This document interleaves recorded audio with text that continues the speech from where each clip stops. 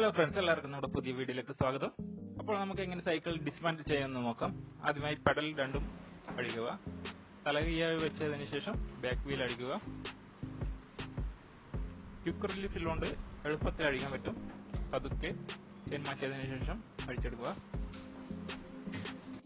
Disk പാഡിനിടയ്ക്ക് ഇതുപോലെ കാണുന്ന piece വയ്ക്കണം. അത് ബ്രേക്ക് പിടിച്ചാൽ ബ്രേക്ക് ഫെയിൽ ആവാണ്ടിരിക്കാൻ വേണ്ടിയിട്ടാണ്.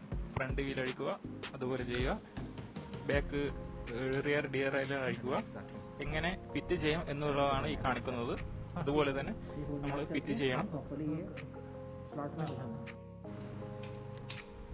സ്റ്റാൻഡ് അഴിക്കുക. അതിന്റെ ബോൾട്ട് അതിന് തന്നെ ഇട്ട് വെക്കണം. ഇപ്പോൾ കാണുന്നത് ബ്രേക്ക് കേബിൾസ് ഇന്റർചേഞ്ച് ചെയ്യുന്നതാണ് നിങ്ങൾ ഈ കാണുന്നത്.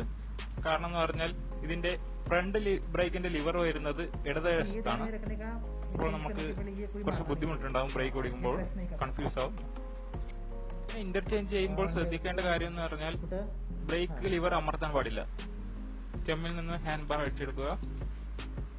ബോൾട്ട് അതിൽ തന്നെ ഇട്ട് വെക്കുക. സീറ്റ് അടിച്ചു മാറ്റിയതിനു ശേഷം ടൈറ്റ് ആക്കുന്ന സമയത്ത് ഓവറായിട്ട് ടൈറ്റ് ആവാൻ പാടില്ല. സീറ്റ് കവർ ചെയ്യുക. അതുപോലെ തന്നെ ഹാൻഡ് ബാർ ഒക്കെ കവർ ചെയ്ത് വയ്ക്കുക. ബ്രേക്ക് ലിവർ സേഫ് ആക്കുക. ഫോർക്കിന് ഇതുപോലെ കാണുന്ന ഒരു പീസ് വെക്കുക. ഫോർക്ക് കവർ ചെയ്യുക. ഫ്രെയിം കവർ ചെയ്യുക. പെയിന്റ് ഒക്കെ പോവാതിരിക്കാൻ വേണ്ടിയിട്ടാണ് മൊത്തം കവർ ചെയ്യുന്നത്. ഡിസ്ക് സേഫ് ആക്കുക.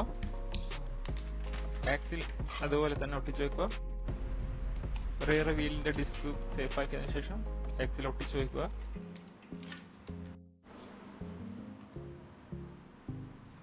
സ്റ്റാൻഡ് റാപ്പ് ചെയ്യുക. ഹാൻഡ് ബാർ ടൈറ്റ് ചെയ്യുക.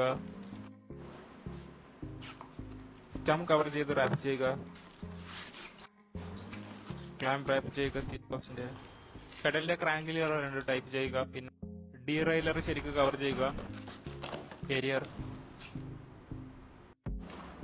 ഫോർക്കിനും ഡൗൺ ട്യൂബിനും ഇടയിലായി വരത്തക്ക വിധത്തിൽ കാരിയർ വയ്ക്കുക. അതിനുശേഷം ഫ്രെയിം വയ്ക്കുക.